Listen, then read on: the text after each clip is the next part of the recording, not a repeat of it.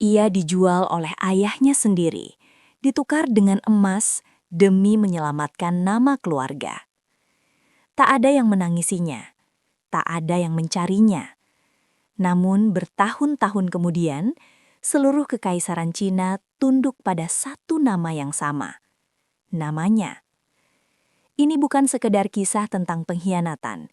Ini adalah cerita tentang bagaimana seorang gadis yang dibuang bangkit dan mengendalikan tahta naga. Halo semuanya, selamat datang kembali di channel ini, tempat kita menyelami kisah-kisah penuh intrik, perebutan kekuasaan, dan perjalanan luar biasa dari kehancuran menuju puncak kejayaan.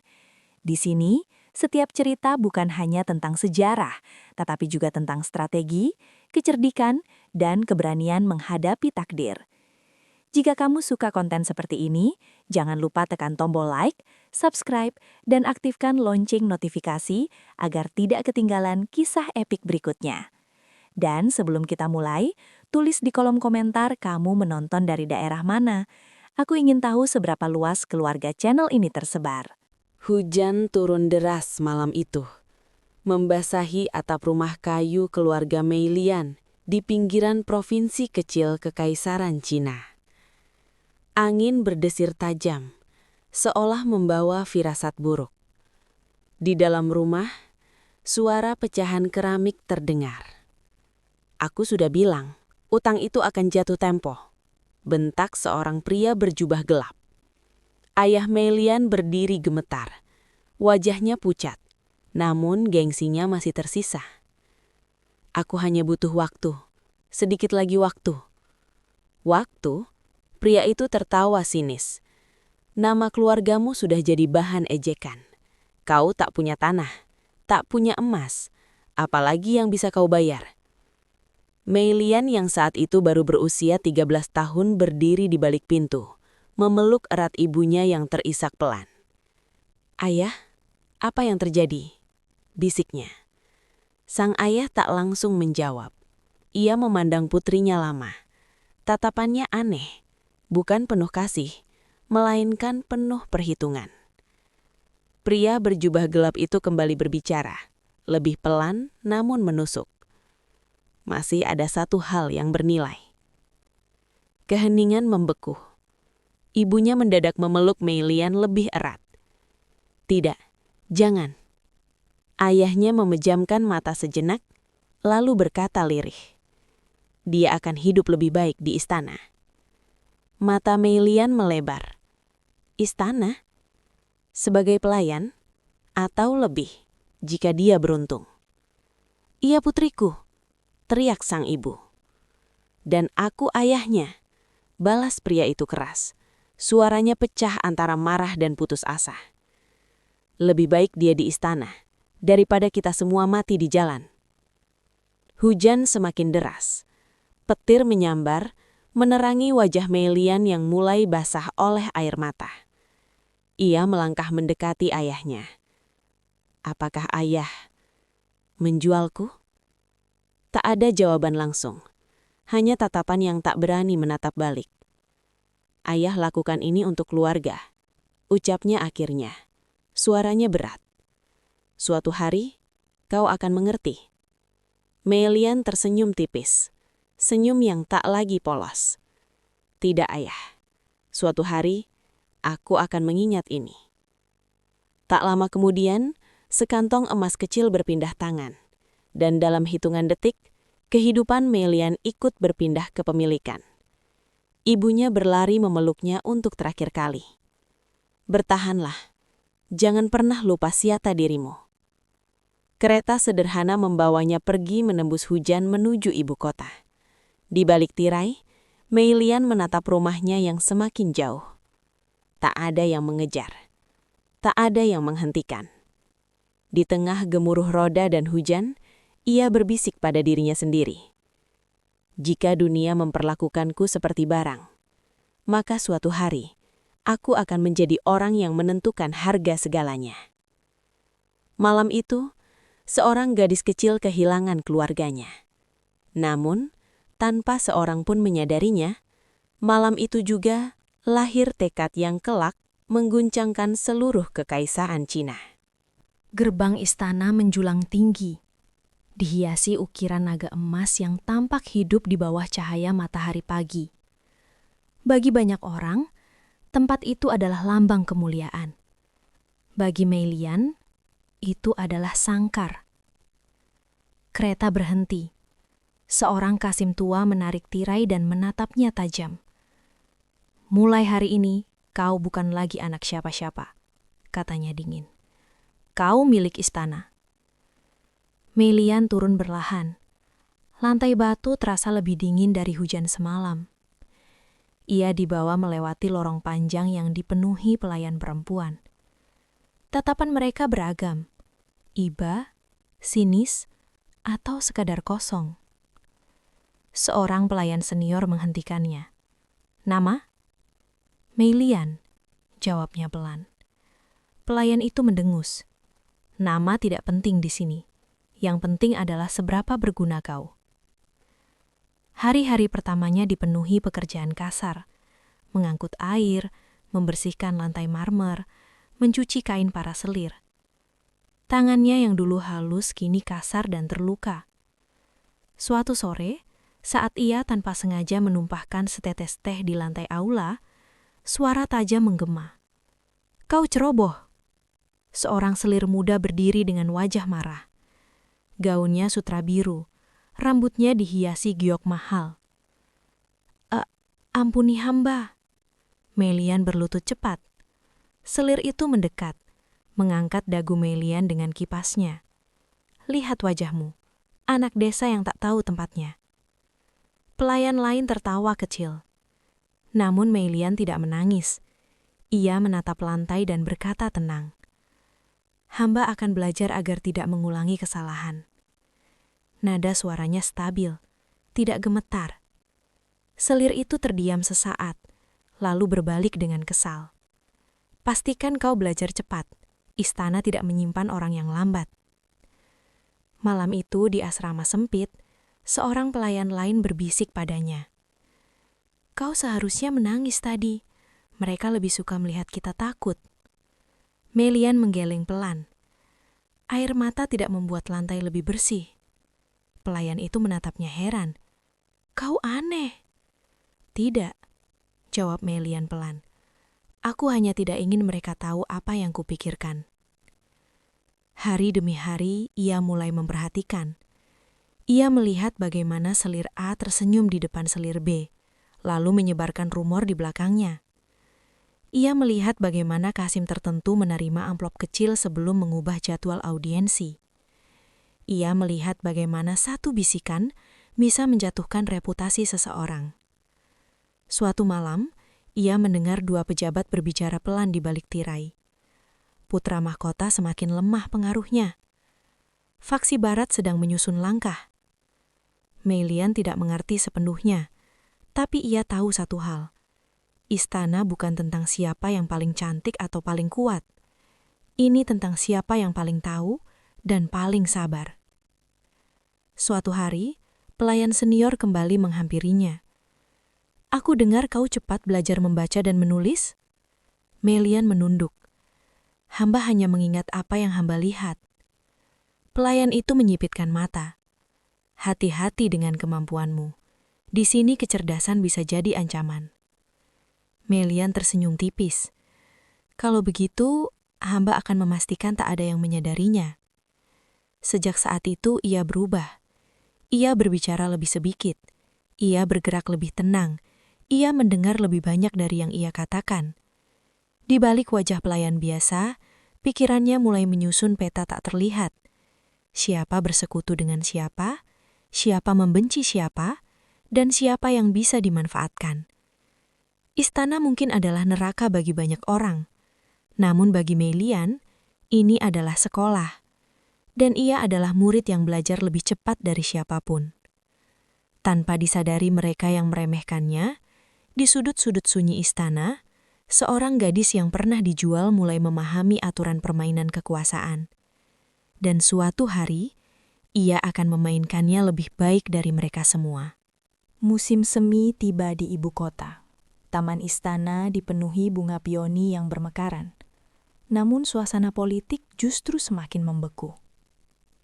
Hari itu, Mei Lian ditugaskan mengantar dokumen ke Paviliun Timur, tempat para pejabat muda berdiskusi dengan putra mahkota. Jangan berbicara jika tidak ditanya. Jangan menatap wajar bangsawan terlalu lama, bisik pelayan senior sebelum ia masuk. Mei Lian mengangguk pelan. Di dalam paviliun, suara perdebatan terdengar tegang. Pajak wilayah selatan menurun drastis, seru seorang pejabat muda. Karena distribusi gandum kacau, sahut yang lain. Pejabat setempat tidak kompeten. Putra mahkota duduk di kursi utama. Wajahnya tegas, namun tampak lelah. Semua hanya saling menyalahkan. Lalu siapa yang punya solusi? Sunyi. Mei Lian melangkah pelan, meletakkan gulungan dokumen di meja rendah. Saat ia hendak mundur, matanya sekilas menangkap peta distribusi di atas meja. Ada yang tidak sinkron. Ia ragu. Namun suara ayahnya terngiang di kepalanya, tentang bagaimana kesalahan kecil bisa menghancurkan segalanya. Tanpa sadar ia berbicara lirih. Maaf yang mulia, mungkin masalahnya bukan pada pajak. Ruangan langsung hening. Semua mata menatapnya. Seorang pejabat membentak. Berani sekali pelayan berbicara di sini. Mei Lian segera berlutut. Hamba mohon ampun. Putra mahkota mengangkat tangan, menghentikan amarah itu. Biarkan dia berbicara. Jantung Mei Lian berdegup keras, namun suaranya tetap stabil. Jika melihat peta ini, jalur sungai utama tertutup banjir bulan lalu. Gandum tidak sampai ke pusat distribusi tepat waktu. Pajak turun bukan karena wilayah selatan miskin, tapi karena pengiriman terhambat. Beberapa pejabat saling pandang. Itu memang benar, gumam salah satu dari mereka. Putra mahkota bangkit perlahan dan mendekati peta. Siapa namamu? Mei Lian yang mulia. Kau membaca laporan ini. Hamba hanya mengingat apa yang hamba dengar dan lihat. Putra mahkota menatapnya lama. Tatapannya tajam, seolah mencoba menembus pukirannya. Kau tidak takut berbicara. Mei Lian menunduk. Takut yang mulia, tapi lebih takut lagi jika kesalahan kecil merugikan banyak rakyat. Sunyi kembali menyelimuti ruangan. Seorang pejabat berbisik sinis. Berbahaya membiarkan pelayan berpikir terlalu jauh. Putra mahkota tersenyum tipis. Berbahaya juga memelihara pejabat yang tidak berpikir sama sekali. Ruangan mendadak terasa berbeda. Mulai hari ini, lanjutnya, Mei Lian akan membantu menyalin dan menyusun laporan untuk Paviliun Timur. Para pejabat terkejut. Yang mulia, itu perintah. Mei Lian menunduk dalam. Hamba berterima kasih atas kepercayaan yang mulia.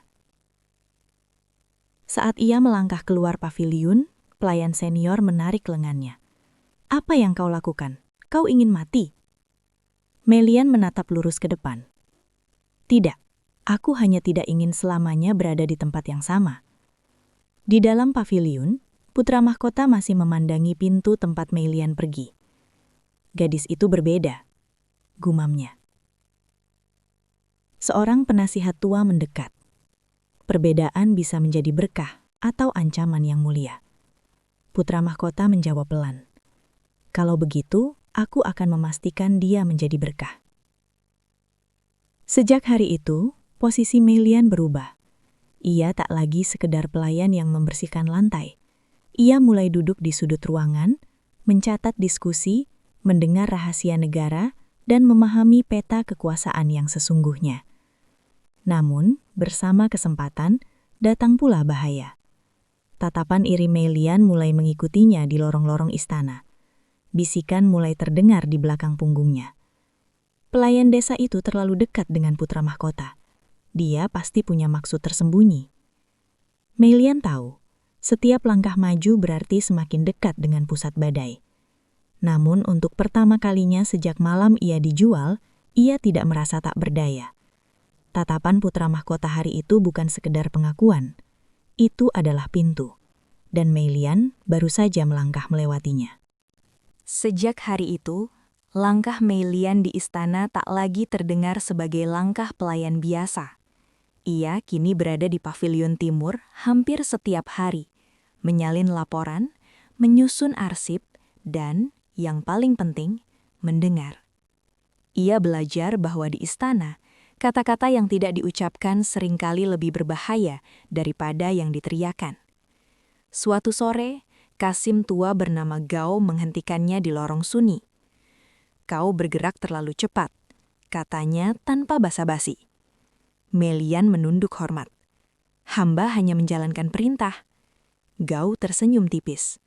"Di istana, menjalankan perintah saja sudah cukup untuk membuatmu dibenci." Meilian menatapnya hati-hati. "Lalu apa yang harus hamba lakukan?" "Belajarlah memilih siapa yang perlu tahu dan siapa yang perlu dibiarkan dalam gelap." Kata-kata itu tertanam dalam. Tak lama kemudian, ia mulai menyadari dua faksi besar sedang berebut pengaruh atas putra mahkota. Faksi Barat yang dipimpin Jenderal Han dan faksi Utara yang dipimpin Menteri Liang. Keduanya tersenyum di depan putra mahkota. Keduanya menyimpan pisau di balik lengan. Suatu malam Meilian secara tak sengaja, atau mungkin sengaja, melewati taman belakang saat dua pejabat berbisik. "Jika putra mahkota gagal menangani pajak musim ini, reputasinya akan runtuh," kata salah satu. "Dan saat itu, kita dorong pangeran kedua," sahut yang lain. Meilian tak mengeluarkan suara, namun pikirannya bekerja cepat. Keesokan harinya, ia menyusun laporan kecil tentang kemungkinan sabotase gandum. Ia tidak menuduh siapapun, ia hanya menyajikan pola. Saat laporan itu sampai ke meja putra mahkota, ia memanggilnya. "Apakah ini kebetulan?" tanyanya sambil menunjuk angka-angka aneh. "Hamba tidak percaya pada kebetulan, Yang Mulia," jawab Meilian tenang. Putra mahkota menyipit mata. "Kau mencurigai seseorang?" "Hamba hanya mencurigai ambisi." Jawaban itu membuat ruangan hening. Sementara itu, di sisi lain istana, selir senior memanggil Meilian.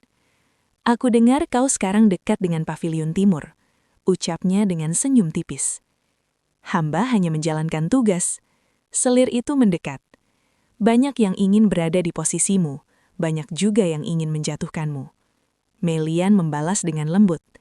"Hamba tidak menginginkan posisi siapapun, hamba hanya ingin melakukan yang benar." Selir itu tertawa pelan. Kata benar jarang bertahan lama di istana. Malam itu, Meilian menemui Kasim Gao lagi. "Jika dua harimau bertarung, siapa yang menang?" tanyanya.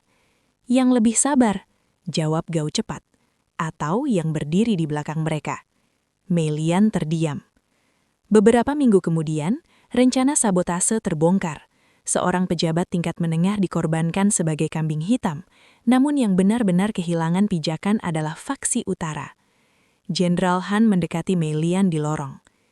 "Kau gadis yang cerdas," katanya berat. "Aku harap kecerdasanmu tidak memihak terlalu jauh." Meilian menunduk sopan. "Hamba hanya memihak stabilitas kekaisaran." Jenderal itu tersenyum samar. Jawaban yang aman. Sejak saat itu, namanya mulai beredar bukan sebagai pelayan, namun sebagai bayangan di balik keputusan putra mahkota. Ia tak pernah berdiri di depan. Ia tak pernah menerima pujian. Namun, setiap konflik besar selalu berakhir dengan satu pola, menguntungkan posisi putra mahkota dan secara tidak langsung menguatkan dirinya. Di kamar kecilnya pada suatu malam, pelayan lama yang dulu meremehkannya bertanya lirih. "Kenapa kau membantu putra mahkota?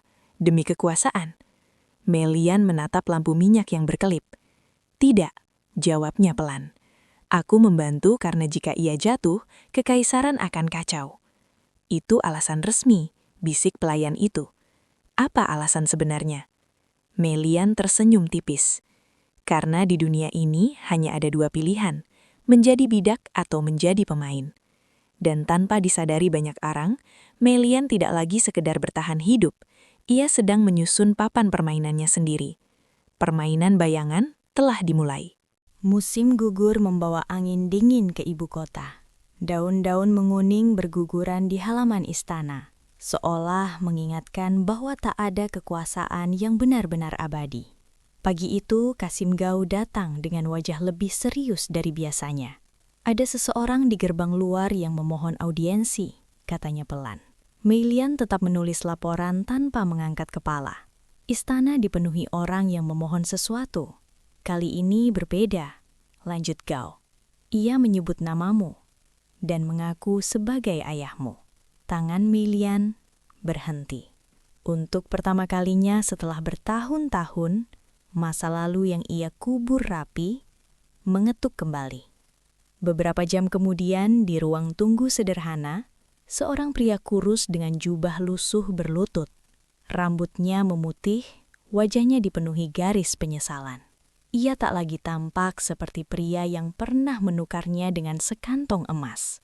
Ketika Mei Lian melangkah masuk dengan pakaian bangsawan istana, pria itu mengangkat wajahnya perlahan. "Lianer," suaranya parau.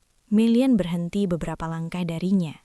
Tatapannya dingin, tenang, tak terbaca. "Di istana," ucapnya pelan. Nama itu tidak digunakan. Pria itu gemetar. Aku mendengar kau kini dekat dengan putra mahkota. Aku bangga padamu." "Bangga?" Alis Mei Lian terangkat tipis. "Apakah ayah juga bangga malam ketika menjualku?" Ruangan sunyi. "Ayah tidak punya pilihan," katanya cepat. "Utang itu akan membunuh kita semua.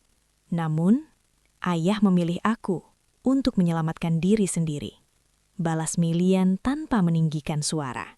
Pria itu menunduk dalam. "Aku salah. Setiap malam aku menyesal. Keluarga kita hancur. Tanah dirampas. Aku tak punya apa-apa lagi. Dan sekarang ayah datang kepadaku karena aku punya segalanya?" Tanyanya tajam. "Aku hanya ingin perlindungan. Musuh-musuh lamaku mencariku.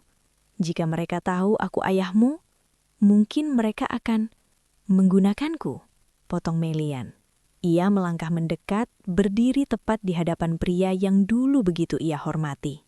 "Ketika ayah menjualku, apakah ayah pernah berpikir bagaimana aku bertahan di istana?" Tak ada jawaban. "Apakah ayah pernah membayangkan bagaimana rasanya menjadi barang yang ditukar?" Lanjutnya. Air mata mengalir di pipi pria itu. "Maafkan aku." Mei Lian memejamkan mata sesaat. Ingatan malam hujan itu kembali. Hujan, petir, sekantong emas. Namun saat ia membuka mata, tak ada lagi gadis kecil yang menangis. "Aku tidak membencimu," katanya akhirnya. "Kebencian hanya membuatku lemah." Pria itu mendongak penuh harap. "Jadi kau akan membantuku? Aku akan memastikan ayah tidak dibunuh. Aku akan memberimu rumah kecil di wilayah selatan, jauh dari ibu kota." Wajah pria itu berubah lega. "Terima kasih, Lianer. Tapi, dengarkan baik-baik," potong Mei Lian. Suaranya lebih dingin dari angin gugur. "Kita tidak lagi keluarga." Kata-kata itu lebih tajam dari pedang. Pria itu terdiam, menyadari jarak yang tak mungkin dijembatani. "Ayah dulu mengajarku satu hal, bahwa dunia ini kejam bagi mereka yang lemah." Ia menatap lurus ke matanya. "Sekarang, aku hanya memastikan aku tidak lagi lemah." Beberapa hari kemudian, kabar pengasingan ayahnya tersebar samar di antara pejabat. Banyak yang terkejut karena Mei Lian tidak menghukumnya. Putra mahkota memanggilnya. "Kau bisa saja menjadikannya contoh, menghukum pengkhianatan." Mei Lian menatap keluar jendela pavilion. Menghukum dengan kemarahan hanya menunjukkan luka. Menghukum dengan jarak menunjukkan kendali. Putra mahkota tersenyum tipis. "Kau semakin berbahaya." Mei Lian membalas tenang. "Tidak, Yang Mulia. Aku hanya belajar dari masa lalu." Di luar istana, kereta sederhana membawa pria tua itu menuju pengasingan. Ia menoleh sekali ke arah ibu kota yang megah. Di dalam tembok istana, Mei Lian berdiri tegak. Masa lalunya telah kembali, dan ia tidak lagi gemetar. Ia memilih bukan untuk membalas dengan darah, melainkan dengan kekuasaan. Dan sejak hari itu, semua orang di istana mulai memahami satu hal. Mei Lian bukan hanya cerdas, ia dingin. Dan orang yang mampu mengalahkan masa lalunya sendiri adalah orang yang siap menguasai masa depan. Hujan turun deras malam itu, membasahi atap rumah kayu keluarga Mei Lian di pinggiran provinsi kecil Kekaisaran Cina. Angin berdesir tajam, seolah membawa firasat buruk. Di dalam rumah, suara pecahan keramik terdengar. "Aku sudah bilang, utang itu akan jatuh tempo," bentak seorang pria berjubah gelap. Ayah Mei Lian berdiri gemetar. Wajahnya pucat, namun gengsinya masih tersisa. "Aku hanya butuh waktu, sedikit lagi waktu." "Waktu?" Pria itu tertawa sinis. "Nama keluargamu sudah jadi bahan ejekan. Kau tak punya tanah, tak punya emas, apalagi yang bisa kau bayar." Mei Lian yang saat itu baru berusia 13 tahun berdiri di balik pintu, memeluk erat ibunya yang terisak pelan. "Ayah, apa yang terjadi?" bisiknya. Sang ayah tak langsung menjawab. Ia memandang putrinya lama. Tatapannya aneh, bukan penuh kasih, melainkan penuh perhitungan. Pria berjubah gelap itu kembali berbicara, lebih pelan namun menusuk. "Masih ada satu hal yang bernilai." Keheningan membeku. Ibunya mendadak memeluk Mei Lian lebih erat. "Tidak, jangan." Ayahnya memejamkan mata sejenak, lalu berkata lirih, "Dia akan hidup lebih baik di istana." Mata Mei Lian melebar. "Istana? Sebagai pelayan? Atau lebih, jika dia beruntung?" "Iya putriku," teriak sang ibu. "Dan aku ayahnya," balas pria itu keras. Suaranya pecah antara marah dan putus asa. "Lebih baik dia di istana, daripada kita semua mati di jalan." Hujan semakin deras. Petir menyambar, menerangi wajah Mei Lian yang mulai basah oleh air mata. Ia melangkah mendekati ayahnya. "Apakah ayah menjualku?" Tak ada jawaban langsung, hanya tatapan yang tak berani menatap balik. "Ayah lakukan ini untuk keluarga," ucapnya akhirnya. Suaranya berat. "Suatu hari, kau akan mengerti." Mei Lian tersenyum tipis, senyum yang tak lagi polos. "Tidak ayah, suatu hari aku akan mengingat ini." Tak lama kemudian, sekantong emas kecil berpindah tangan. Dan dalam hitungan detik, kehidupan Mei Lian ikut berpindah kepemilikan. Ibunya berlari memeluknya untuk terakhir kali. "Bertahanlah, jangan pernah lupa siata dirimu." Kereta sederhana membawanya pergi menembus hujan menuju ibu kota. Di balik tirai, Mei Lian menatap rumahnya yang semakin jauh. Tak ada yang mengejar, tak ada yang menghentikan. Di tengah gemuruh roda dan hujan, ia berbisik pada dirinya sendiri. "Jika dunia memperlakukanku seperti barang, maka suatu hari aku akan menjadi orang yang menentukan harga segalanya." Malam itu, seorang gadis kecil kehilangan keluarganya. Namun, tanpa seorang pun menyadarinya, malam itu juga lahir tekad yang kelak mengguncangkan seluruh kekaisaran Cina. Musim semi kembali ke ibu kota. Namun kali ini, udara terasa berbeda. Genta kematian berdentang di seluruh istana. Kaisar wafat. Tangisan formal terdengar di aula utama. Tetapi di balik tirai sutra, pikiran para pejabat bergerak cepat menghitung peluang. Putra mahkota kini resmi menjadi kaisar. Dan di sampingnya berdiri Mei Lian. Upacara penobatan berlangsung megah. Naga emas terukir di singgasana. Para pejabat berlutut serempat. "Hidup kaisar!" seru mereka. Namun bisikan pelan beredar di antara barisan belakang. Wanita itu terlalu dekat dengan tahta. Pengaruhnya berbahaya. Malam setelah penobatan, kaisar baru memanggil Mei Lian ke paviliun pribadi. "Aku kini duduk di singgasana," katanya perlahan. "Namun rasanya seperti duduk di atas jurang." Meilian menatapnya tenang. Tahta bukan tempat beristirahat yang mulia. Itu adalah pusat badai. Kaisar tersenyum lelah. Dan kau? Apakah kau siap berada di tengahnya? Meilian tidak langsung menjawab. Aku sudah berada di tengahnya sejak malam aku dijual, katanya akhirnya. Beberapa minggu kemudian, krisis pertama muncul.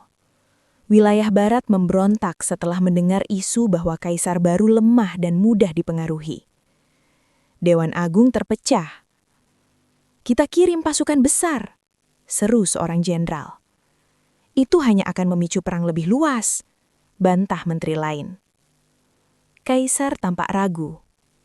Semua mata perlahan beralih ke Meilian. Ia melangkah maju, tidak tergesa. Yang mulia, ucapnya tenang. Pemberontakan bukan selalu tentang kekuatan. Kadang tentang rasa takut. Apa maksudmu? Tanya Kaisar. Wilayah barat takut kehilangan hak istimewa. Kirim utusan dengan tawaran pembaharuan pajak dan jaminan posisi bangsawan lokal. Tapi siapkan pasukan di perbatasan. Diam, tidak terlihat. Jenderal mengerutkan kening. Kita terlihat lemah. Tidak, jawab Meili yang kedas. Kita terlihat percaya diri. Keputusan diambil. 2 minggu kemudian, pemberontakan mereda tanpa pertempuran besar. Wilayah barat bersumpah setia kembali.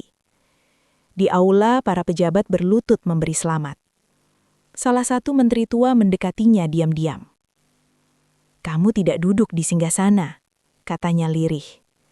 Tapi semua keputusan melewatimu. Meilian menatap aula luas itu. Aku tidak membutuhkan singgasana untuk mengendalikan arah, jawab Meilian. Tak lama gelarnya diumumkan secara resmi, Permaisuri. Namun pengaruhnya jauh melampaui gelar itu. Ia membenahi sistem pajak. Ia menempatkan pejabat berdasarkan kemampuan, bukan koneksi. Ia memutus jaringan korupsi secara perlahan tanpa pertumpahan darah.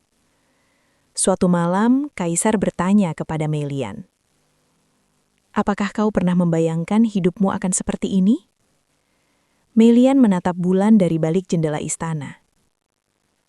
Aku dulu hanya ingin bertahan hidup. Lalu aku ingin tidak dipermainkan.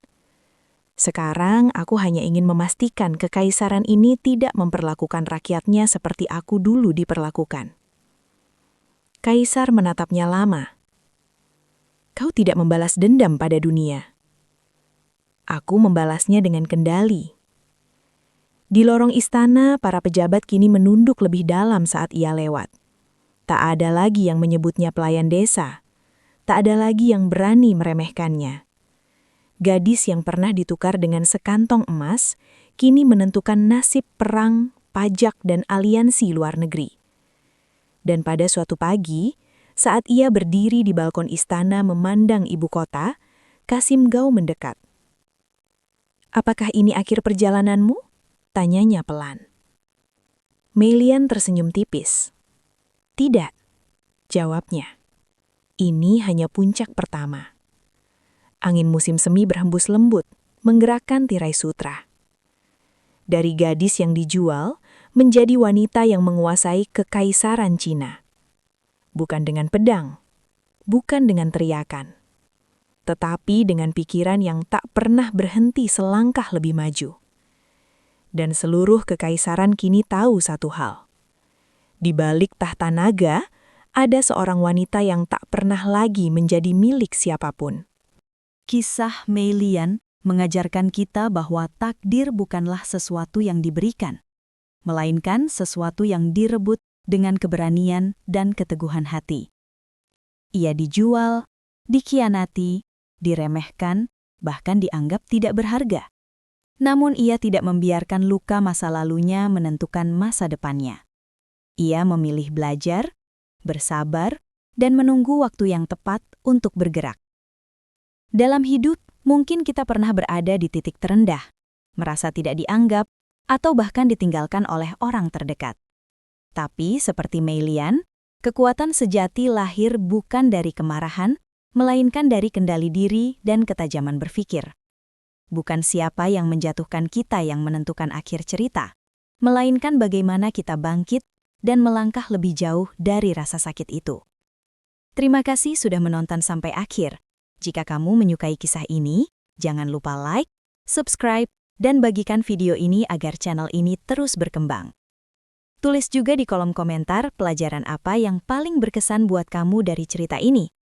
Sampai jumpa di video berikutnya dengan kisah intrik dan kekuasaan yang lebih mengguncang lagi.